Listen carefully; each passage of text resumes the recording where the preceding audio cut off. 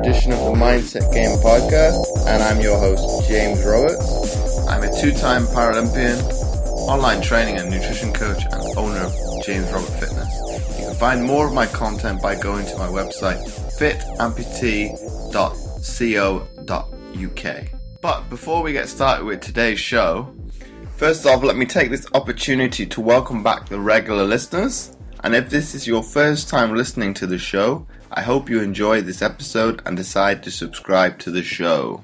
And on today's show, I've got Peter Harding.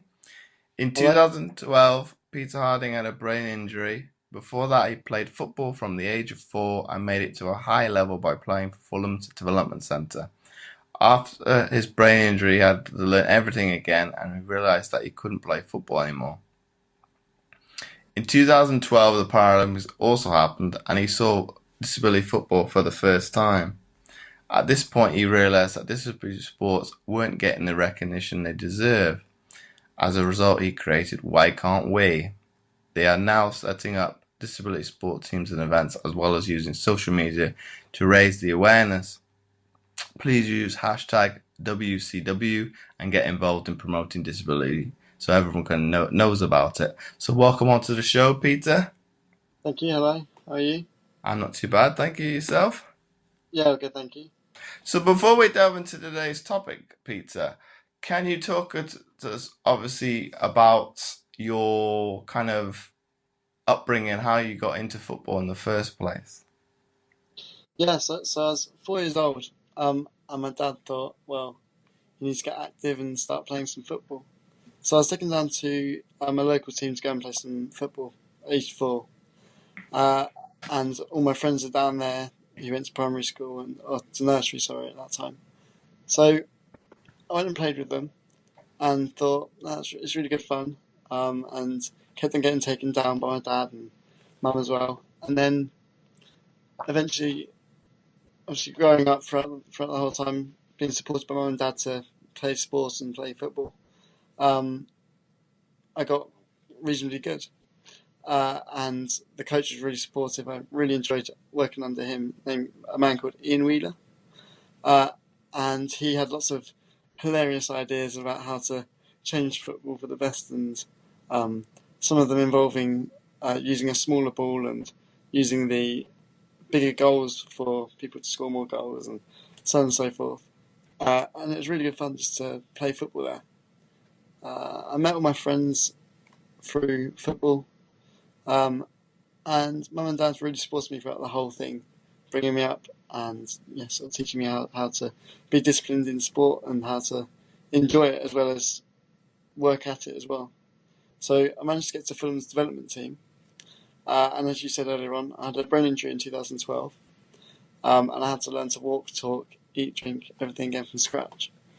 Now, most people say, how did you learn to do that? Most of it comes back to you as as if you were knocked on the head and you had to learn how to talk again. It does come back to you. And it's not like learning like a baby does. So for me, it was quite good because everything came back reasonably quickly, and I was able to recover. So I was in intensive care in a coma for a week, and then in hospital for a month where I had to learn to walk, talk, and eat. Back home for a month where I started revising for my GCSEs, and then a rehab place called Tadworth, the Children's Trust, and again carrying on with rehab and getting to know different people. Then I went back home and went back to school, and sort of life started to continue. And I thought, right, I want to try and get back into football. And I started running at the time and getting back to full fitness. So I went to my local team called AFC Brooklands, coached by a guy called Jez Taylor, who was really, really supportive, and worked at the local FA. And he said, right, let's try and get you back into football. We'll start you on the B team, and then you can just work your way back up to the A team and you can play as per normal. Which I thought, yeah, that's going to work. Unfortunately, having a disability, it doesn't allow you just to play straight away with the A team. So went to the B team, and I hated it because everything I was trying to do wouldn't happen. trying to pass a simple football across the pitch to another player on my team would end up with an own goal or something stupid like that. So I thought, right, I need to try and improve my football skills, or try and break back up into the football. So Mum and Dad were very supportive in trying to encourage me to get back playing and get to as good a standard as I was before. So I go down to the local park and I practice with Dad and I try all these things and kept on playing for the B team, and I kept on coming home crying, saying I'm not going to play football ever again. And then Mum and Dad would say, no you are, come on, let's do this. 2012 was also the year of the Paralympics, as you know. And Mum was on the computer constantly trying to get tickets for different events, especially for the Paralympics. And she managed to get tickets for 7-a-side football for the Paralympics. And we thought, oh, it's going to be 7-a-side blind football. So we went along and sat down and watched the games unfold. And we realised, oh, hold on, it's not blind football. It's cerebral palsy and brain injury football. And on the side of the pitch, it had BBC Get Inspired. So I thought, okay, I'll go onto that and follow on a link, see what happens. And it said, find a local team near you, so I did. And the local team was Chelsea's disability team. So that day, went back home, contacted Chelsea, and they said, come along for a trial. Did that, and then went and played for Chelsea for up until now. I've moved up to Manchester now. And I had the most amazing time. Getting quite a good standard of football, playing for Chelsea, representing them, going to countries such as Barcelona and meeting Messi on the pitch, and all of the Barcelona team, going to Zurich and Liechtenstein to go and represent Chelsea was just an amazing thing. And the whole time, my mum and dad were always there to support me, and my brother. So the whole family having support there. But also it took a lot of determination and a lot of willpower just to get back to playing football, because a lot of people could have, seen I can't get to that standard. I was playing at quite a good standard, and now I'm not, and just give up. But the ability to play for Chelsea and seeing what could happen in the future made me think, well, here's an opportunity. So, my upbringing was a lot of mental sort of learning how to be mentally quite strong in situations, and that was because of mum and dad and the support of the family. If we take a step back, Peter, do you know the underlying cause of how you got the brain injury? Was it kind of how would I put this, off the cuff freak accident? Yes, it was. So I can't really remember the actual accident itself because I'll explain. So when I left choir practice because the next day we had a concert, and we were performing with the choir. So we had a sort of a practice rehearsal the day before. So I went with them to rehearse, finished that, cycled home. Mum was at home, made her a cup of tea, and then went upstairs to my bedroom. And all I can remember is walking up the stairs, but I can't remember anything further than that. Anyway, Mum was downstairs working away, doing her stuff, and thought, I haven't had Peter for a while. And came upstairs and found that something had been caught around my neck, and my heart had stopped. So they called the ambulance, and she was doing resuscitation and all the other stuff to keep me there. The ambulance got there, and they did the defibrillator to get my heart started again. Finally got that started, and they rushed me and Mum off to the hospital. And then I was in an induced coma. And Dad was walking home, and he always tells me that when he was walking home, he saw flashing lights at the end of the road. And he thought, oh God, something's happened to our neighbour. And as he's walking back, Pauline, who's actually our neighbour, said, no, something's happened to Peter. And Dad then got rushed off to hospital as well and joined us. At the time, my brother was in Sheffield doing university. And Mum and Dad thought, we're not going to tell him yet because it was, 10 o'clock at night at that point. So they told him the next day. He got the first train down, and then they spent a lot of time at the hospital looking after me. And a lot of it I can't remember. So talking about it's quite odd because it's something I wasn't really there for.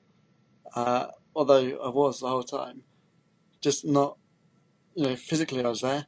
Mentally I wasn't there at all. So it is a very odd thing to talk about, but equally I'm open to asking, so people ask me questions about it really. And you kind of moved on to, let's see if I get this right. Why can't we? Yes. What was the kind of the driving force behind that? You talked about the BBC Get Inspired website to obviously kind of open your eyes to what avenues you could actually do within for your own perspective. But why did you want to set up something and to kind of go further than that? So the idea of why can't we was that when I first started playing football, disability football, sorry, uh, I didn't know anything about it. And for me, being an able-bodied person before and then being disabled, I realised how naive I was to the whole world of disability sports. Uh, and obviously, more people know about disability sports now, thanks to 2012. But I feel like without that, what do people know about disability sports? Other than the Olympics or the Invictus Games or some of these major events, no one really knows much about disability sport and what happens. So going to play for Chelsea, I'd go out there and represent them at Barcelona and we'd come back with the cup. And then I'd go back to school and no one would know. So at the same time I was being the captain of Chelsea, John Terry is the captain of Chelsea's able-bodied team. Now, if you compare me to him, he's earning how much? So much money, you can't, it's insane. Everyone would know him, so if you walk past him in the street, you'd know him.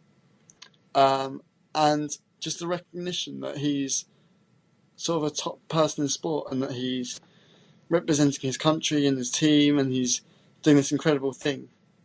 And then when I got home from playing football abroad, I'd go back to school and everyone would go, oh, how was it? And there wouldn't be anything near as much. So it wasn't for, obviously, just myself, it was for the whole team. And I thought, well, this isn't right. And disability sport isn't given as much coverage as it should be. So I created a website, a thing on Facebook called Raising More Awareness of Disability Sport in Society and the Media to Make an Impact on People Involved or something. It was really, really long. And I thought, that'll do for now. I'll start posting, the events that are happening near you and things about sort of more of the national teams and so on and so forth. And friends and family got really involved and enjoying what I was posting. I'm also involved in the FA Disability Committee for representing disability football on a national level, which is quite an interesting thing to see and be involved in. I won't kid you on that. And I also went to the youth forum and I was part of the local youth forums. And I was quite heavily involved in all the sort of background and politics of football, including coaching as well. So I did my level 1 coaching badge. And I thought, well, I've got all of this stuff and I know disability sport still isn't getting enough coverage. And we went to a national football event with about 100 other young people. And I was telling them about my idea. And someone said, oh, that's a great idea. Why don't we call it something like, Why Can't We? And suddenly the name stuck. And that day we finished and I went home. I was sitting on the train and the two ladies were sitting opposite me who were both involved in the media. And I was sitting there drawing a poster of Why Can't We? Which originally was a man running up the world with an amputated leg. And I thought, oh, this is going to be amazing. It's so good. It's going to change the world. And, slowly but surely, you do more and more things around disability sports, and you get more involved and more invested in the amazing stories that people have, and also the support that you're given as well is incredible. But then there's not enough still. So why can't we, for me, it was kind of about trying to tell people a story about how disability sport is happening constantly and how to get involved, and all the events that are happening near you, whether it's local, international, Paralympics, whatever it could be.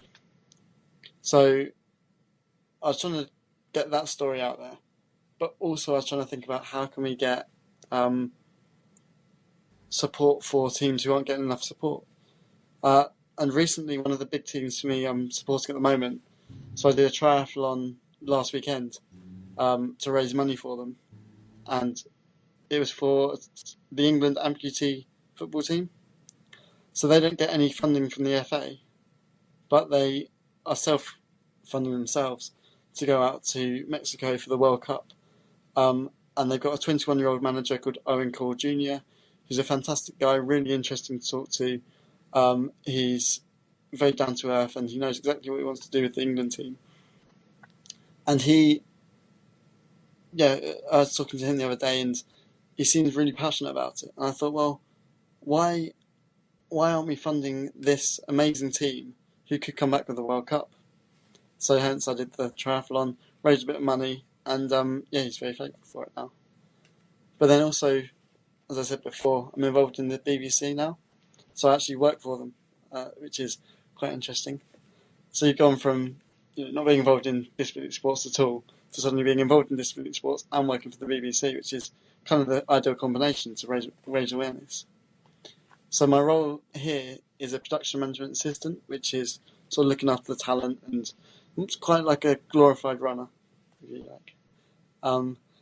But with that, I've met some amazing people, so Gary Lineker and all these incredible people. And one of them was Phil Neville, and we were standing at match today, and I was explaining to him how I'd won this Young Volunteer of the Year award for 2016. I'll go into that later on. And I thought, right, this is an opportunity for me to talk to someone who's incredible, but who's also got Salford City, the football club, set up as well. So I was saying about my disability and how I coach disability football and all of this stuff, and he said, why don't you come down to Salford and set a disability team up?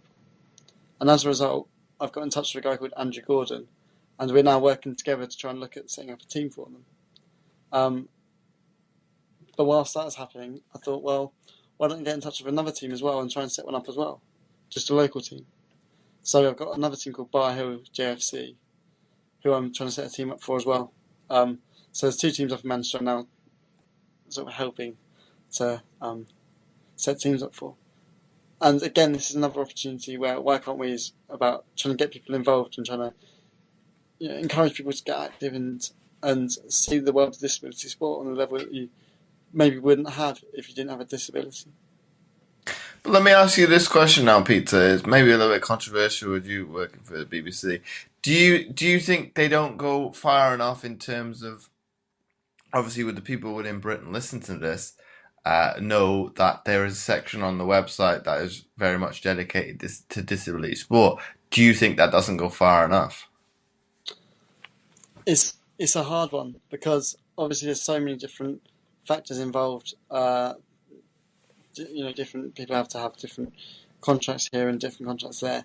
So I understand that things can't happen as quickly as they want to, and they can't do as much as they want because Channel 4 might have the rights to something, or there's competitors that have stuff. So I feel the BBC can do more and should do more, but there's also an understanding that they can't do everything. So yes, I understand that BBC Sport is such a big name, and I think they can do so much with that name. But then, if they haven't got the rights, what can you do? But no, I think the BBC Sport could do more, and I'm trying to encourage them to do more. So recently, I've been pitching ideas to them about doing a feature on the amputee team before they go to Mexico, which looks like it's going to happen. And also, I've been talking about doing a feature on how to set a disability team up and how to get involved there as well. So hopefully on the horizon there are things coming up from BBC Sport, but I don't want to talk too soon either. And you raised a good point there with raising awareness for disability, and I think coming from a football perspective, I think it's probably the best way to do it because, but on the flip side to that, Peter, shouldn't maybe, well, just not just say English clubs, but British clubs kind of follow the model, say the likes of, say, the Germans, the Spanish, where it's very much a community sport. It's not solely, the club is not solely represented by football. So if we use kind of Barcelona as the example that you said it previously, they do sports such as basketball Mm. and countless others. Could the British teams not go back to, and this is kind of an age-old era when they kind of were in the community a little bit more and did kind of dip their hand into other sports? Would that be not an avenue for them to kind of re-engage with that community by getting involved with disability sport? I think it is, and I think obviously the BBC can do so much, and the England teams can do so much with the funding they get and the uh, and all the politics that happens around it as well. Because you've got to remember, you know sport is sport, but also there's a lot of politics involved in it, which you have to try and battle with, and you have to try and climb over hoops and hurdles and whatever else. Uh, but if you're willing to do it, obviously put your all into it.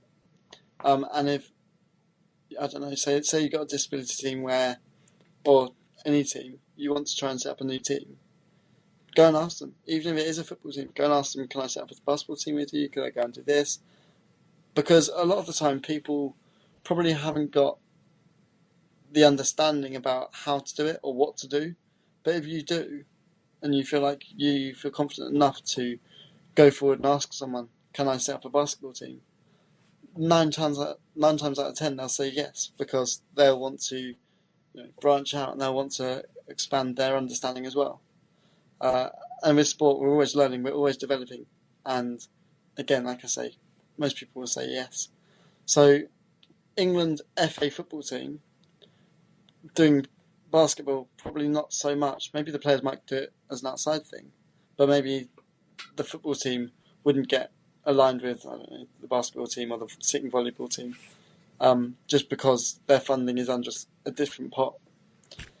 But equally, we are all Sport England and we are all working under the same umbrella, if you like. So, yeah, it's interesting. But there, Peter, when you said the English amputee football team wasn't getting funded to go out to a World Cup, does that come down to the fact that, unlike its counterparts of, say, blind football and CP football, it's not under the Paralympic umbrella? Does that what is hurting its cash flow, so to speak? So, Amputee England were originally under the FA umbrella, as far as I'm aware. I need to do some more research myself into this. As far as I'm aware, they were under the umbrella. They then lost the funding, and they've now got a charity set up, which is the England Amputee Football Team. So my triathlon that I did, if you go to www.gofundme / triathlon for England amputees, then it comes up with my funding page, where I was trying to raise awareness for them and raise some money. And all of that money goes directly into their charity pot. So they've got their own charity and they go and self-fund and they go down to local Tesco's or Sainsbury's and have shake buckets and try and get as much money as they can. But I think Owen Core Jr. was talking to me the other day saying about how he wants to try and realign Amputee England with the FA. So at the moment they're not funded, and because they're not under the Paralympic umbrella, possibly that could affect them. But if they keep getting results and they keep developing and they keep improving, who knows what will happen. Now, I say this, not just because I'm representing the FA, but because a lot of people might think, well, why don't the FA just give them the money? the FA only get a certain amount of money to spread across all different disability football teams. So at the moment, CP England are currently competing in their own tournament, and therefore they get their funding and they get a set bit of money.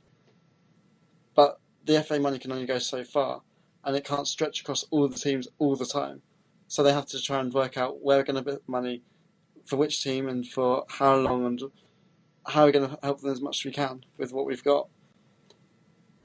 But then equally, you look at it and you go, why is it that all these football players are being signed for hundreds of millions of pounds, and yet disability football players don't get money at all? And you could look at that any way, not just football, it's across all different sports. The disability side isn't encouraged as much as the able-bodied side, is my feeling overall. And you might agree, you might disagree, I don't know. But I feel with the improvement of players and the improvement of the teams and developments that you'll see throughout the years, who knows what's going to happen. And it might come back under the Paralympic umbrella, it might come under the England FA umbrella again. So we will see. But with that argument there, Peter, would you, well, this is where I'm probably coming from now, would you say that argument is down to sponsorship and television where the root problem is? Because it's not in the mainstream. Obviously, from a sponsorship perspective, they don't know you exist. Again, another difficult question. This is a hard thing again for the TV side of things. So obviously, being involved in the BBC, you see how different departments have a set pot of funding, and they can only put that pot so far to as many different things as they can. So going back to the Amputee England team that I was raising awareness for with a documentary idea. So I went to the head of the documentaries and said, this is an idea that I've got. I wrote up what's called a treatment, which is basically a synopsis of who they are and why it's a good idea and how much funding we're going to need and so on and so forth. And I sent that forward to him. And then I had a meeting with him and also the head of Get Inspired. And we sat down and talked about how we can get funding to try and go out to Mexico, or how we can go and see them training crew, and what we can do realistically according to how much money is involved. Now, yes, maybe they haven't got as much awareness because they're not funded as much. But then, they're still an England team, and they should be funded, which is quite annoying, really. And I feel like the only way you can start challenging the media is by promoting. And it's not being negative and saying, oh, why don't they do that? Why don't they do this? It's about actually saying, this is all the positive things that I can see in sport, and this is why you should be covering it, rather than, oh, why don't you cover us? And, you're not doing enough. I think that's a good argument there, Peter, in terms of giving it a positive spin as opposed to giving. It's not. I know you say the argument is very much not. It's not black and white. It's very much a grey area in terms of, yes, they've got to.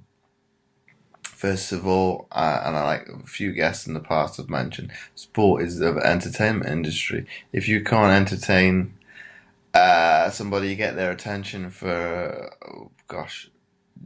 a duration of a game, you've lost them. So it's keeping people engaged. It's a difficult one from my perspective as to a lot of times.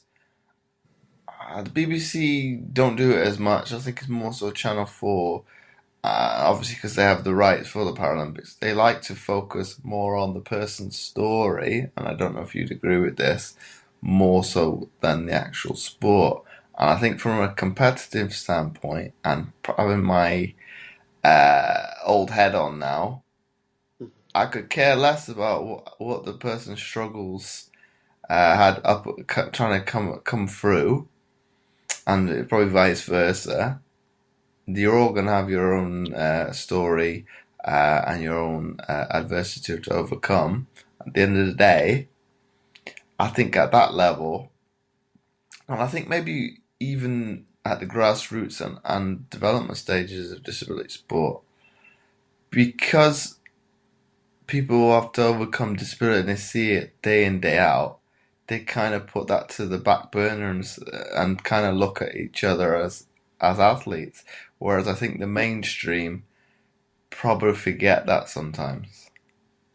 Yes, true.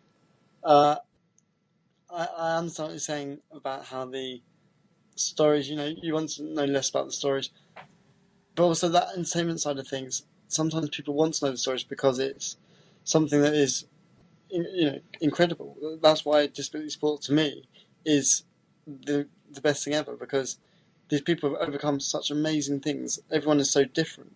No disability is exactly the same because everyone's had a different experience of it, and everyone's overcome hurdles differently, rather than the same way and doing exactly the same.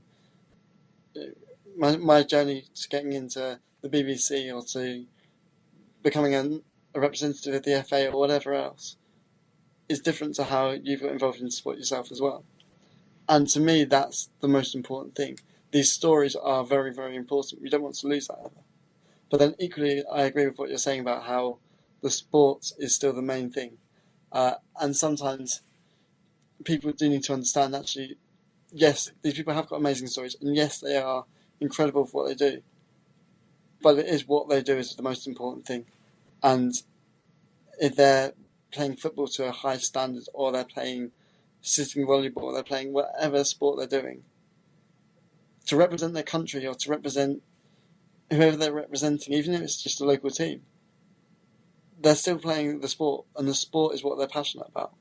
And I agree exactly what you're saying with we need to know more about who they are. No, we need to know less about who they are, but more about why they're wanting to do this sport and what the sport's about and how you can get involved in the sport. But how would you go about that? Because they're kind of engrossed in that kind of way of production now. I don't see any way back from it. Yeah, I mean, well, for example, me pitching this idea about the amputee England team, a lot of the things to try and get that off the ground, I had to think about how am I going to get people interested. And unfortunately, that is about going into the stories about who these people are and why they're important to the whole story. But the way of changing things is just very slow, and everything takes a long time. We look at classification, for example, and how I know it's a big story, this, and classification is such a big issue across not just football, not just athletics, not just one sport alone. The whole of disability sport has got an issue of classification because it's one person giving their opinion, and not everyone's opinions can be the same. Some people might listen to this and think this podcast isn't very good, but others will think it's great. It's down to opinion, and opinions to me are what defines sport. Because if I think I'm going to be the best at football, but you also think it, that then makes us more competitive. And classification is such a big issue at the moment. It's kind of swallowed the whole of disability sports up and put it in a place where we don't really want to put it. And therefore, the only way to get it back out again is by saying about how there's amazing stories behind the people. So the way of getting it back onto more about the sport is by focusing on the actual sport itself and not worrying about the classification, not worrying about how these people had to overcome this and overcome that to get there. But again, it just takes a long time, unfortunately. But then, on the classification point now, Peter, does it kind of, and this is probably more so athletics than any other sport now, hurt itself sometimes from, we talk about very much sport being an entertainment. It having, gosh, forget this off the top of my head, I think like 9 races in the 100 meters. Does that kind of hurt it from a entertainment perspective as opposed to in the Olympics, there's only one? Yes and no. It's such a hard thing, isn't it? Classification is such an issue. And I don't think it'll ever go away, because it's always going to be people's opinions that are getting in the way of this and getting in the way of that, and I want to be represented in this or whatever. For football, on my own understanding of how football goes ahead at the moment, I've had a lot of issue about trying to get into the England team. I went for trials, and I've gone to try and get into the England team, but I've never got there.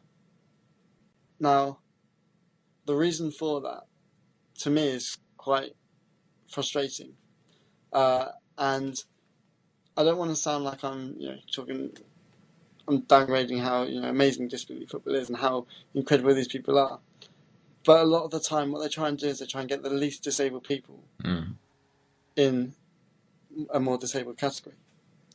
So, for myself, my physical disability was too much of a disability to go and represent an England team, because I was too disabled, if you like, to represent them. But someone else who's got less of a disability and therefore can run faster, can do this, can do that a lot easier, they then got chosen, and they can go and wear the England thing. Now, I'm not saying that I'm the most amazing football player and I should have had that opportunity, because maybe I wasn't, and maybe there were better players than me. But people have to do their thing to get there, and sometimes that's them going to the gym for 2 hours and making themselves look more disabled before their classification. And again, I do know that some people have done that before, which to me isn't right at all. Now, disability sport is such an incredible thing, and I don't want to say don't support the teams and don't do this at all, because it is incredible. But there needs to be a better way of working out how to represent everyone, but not losing the entertainment factor. Because, as you said before, we look at 100 metres and how there's 7-8 different categories. You sit there and you watch the first race, you go, oh, that was incredible. You watch the second race, you go, yeah, that was good. And over time you start going, oh, so another one now? Oh, there you go. And it starts getting a bit frustrating for the person viewing it. So, to me, you want to try and see the best perspective of disability sport, encouraging everyone to take part, encouraging, no matter what your disability, get involved. But how do we then show that to be an entertainment factor? And how can we encourage people to watch it or to consume it or whatever else? But Peter, now coming from a broadcasting perspective, this is probably they've probably thought about this, but how I envision it, wouldn't the easiest way around that be from a, I know, if it's not the host broadcaster, it's a bit more difficult. Um, wouldn't it be a simpler way of doing that is to only focus on a race or a match or whatever, solely if there's British representation in it, and then obviously the entertainment factor is a little Yeah, bit of a factor, but there is a sense of camaraderie, pride, being that you're back in the nation. Whereas I think within British sport, I think predominantly we'll show events and we've got no representation whatsoever. You think of the likes of the Americans, they would never do that. no. And yeah, I see exactly what you're saying. But then we've also got to think, okay, so at the moment disability sport isn't getting covered across all the different classifications that are there and all the different sports that are happening. But then you look at, I don't know, some of the incredible sports that do happen, not just disabled, but able-bodied sports that aren't then covered on TV. So handball, for example, which was featured at the 2012 Olympics, they don't get the same coverage that they would do as football, for example, because the attention on football is so big and everyone is so drawn to football. And even in the BBC here, it's the biggest department because everyone is consumed by it and everyone has to focus on it. So not every single team, not every single classification will get the same attention maybe, as what we would like. And everyone is always fighting to have the best attention. Of course they are. But then, how do you balance that out as a broadcaster between the most entertainment compared to the best stories compared to, I don't know, all the different areas of sport there are. So it is a big challenge.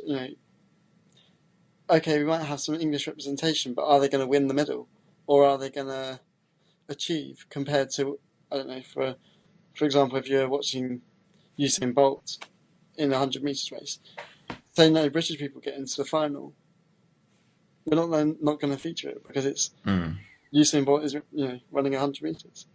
So it's a hard one to do because there's so much. Everyone wants something. As a viewer, you want to see this or you want to see that, and you want to.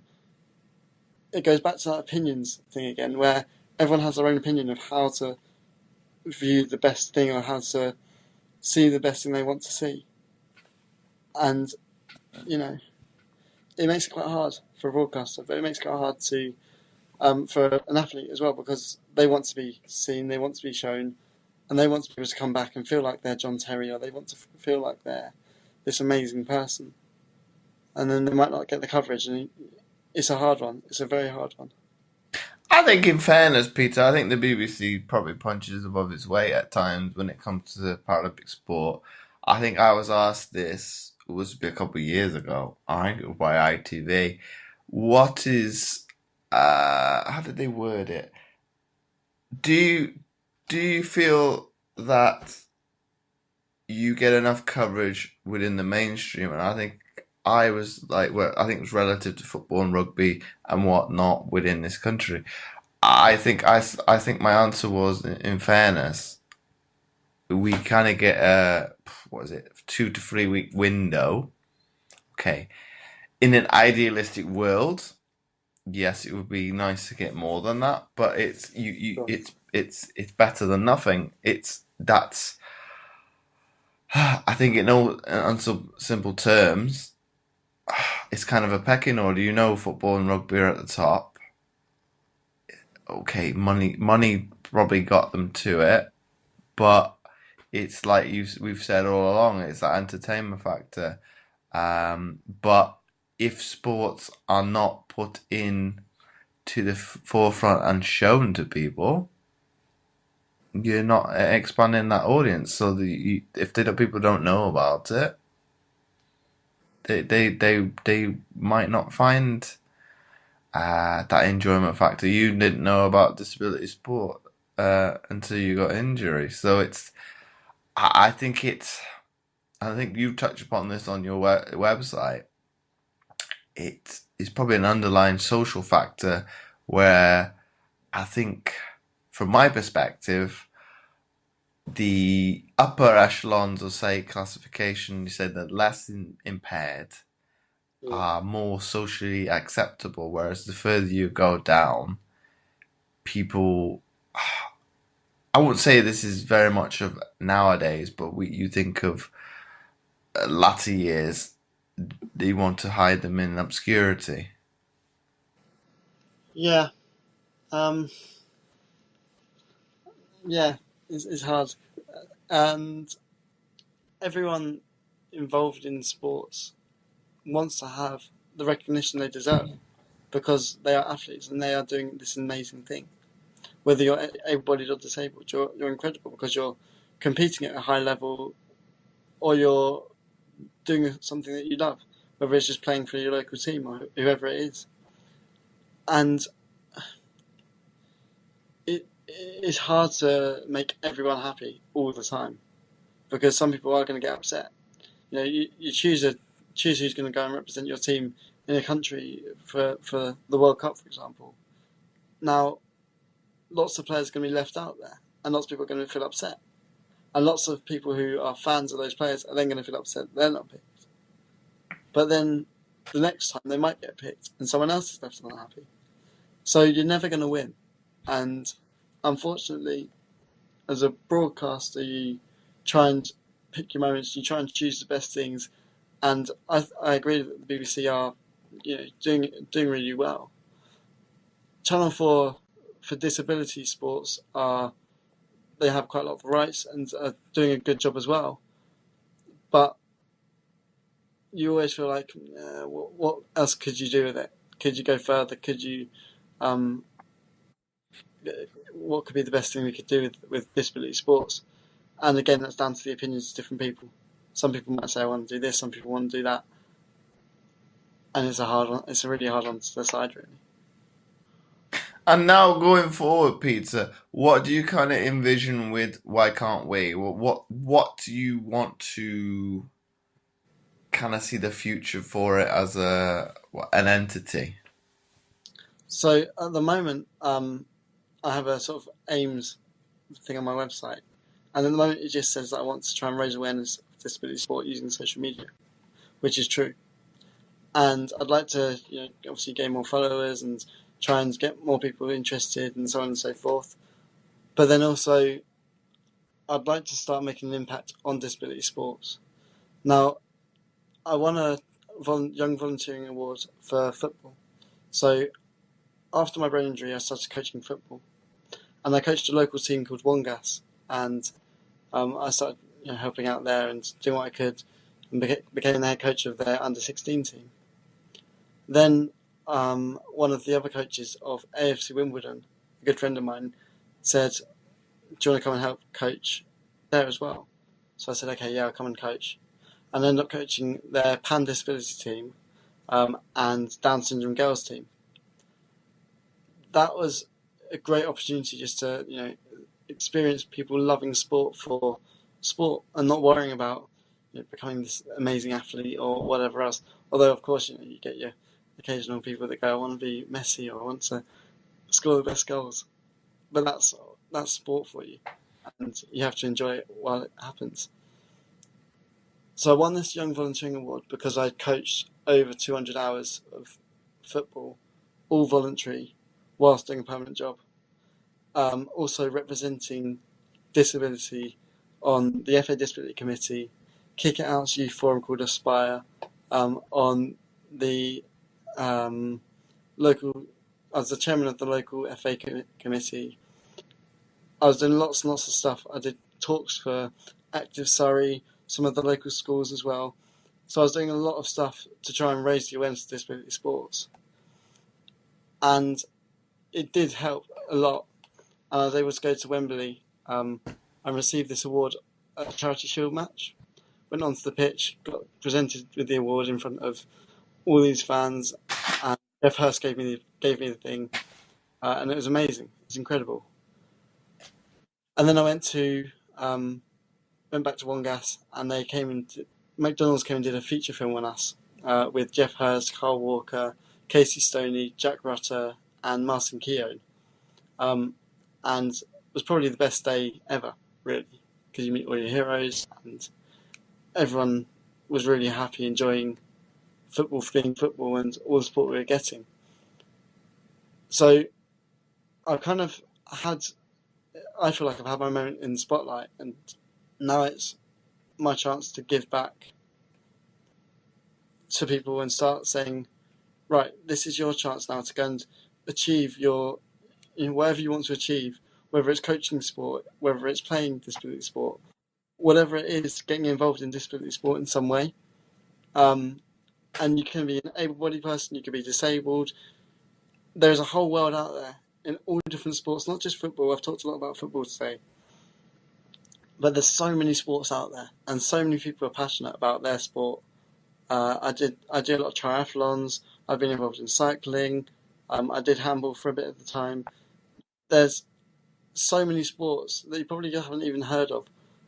And for me, it's getting the stories out there so people can understand, look how amazing the sports are, look how incredible these people are. So I'd like to look at changing Why Can't We maybe into more of a charity and more raising money to support teams and feature different teams or feature certain people. Maybe have a grant scheme or something for some disabled people. I'm not too sure yet. It's always to be decided. But at the moment, I'm passionate about trying to raise awareness of disability sports in any way I can, whether that's having a chat with yourself or whether it's going to a local school and telling these kids about journeys that I've been on and how to get involved, really. Playing, supporting, promoting, whatever you want to do, it all helps just to improve it. And then the coverage of the BBC will come with that. And my final question for you, Peter, before we wrap up the episode. If you had to summarize what we've been speaking about today for people to take away, what would that be? So overall, before we even started this conversation, we were talking about your own journey through disability sports and how you've overcome different things and how the incredible journeys you've been on, changing sports, and the impacts on that, on yourself and having family to support you. Then we were talking about how disability sport is this amazing entity that people need to know more about. And to me, as a summary, I think we're talking about disability sports not just through a playing perspective, but also through a broadcaster side of things and how to encourage more people to get involved in disability sports. So once again, Peter, thanks again for coming on the Mindset Game podcast. Thank you very much. Thank you for inviting me, James. That's been my pleasure. And before I forget, I would really appreciate it if you would be so kind as to leave a short written review, as it helps to get the podcast more notoriety and it would be more visible in future to others, and thus helping more people, which my guests and I are all about. Once again, thanks for listening, and I'll catch you next time for another episode of the Mindset Game podcast.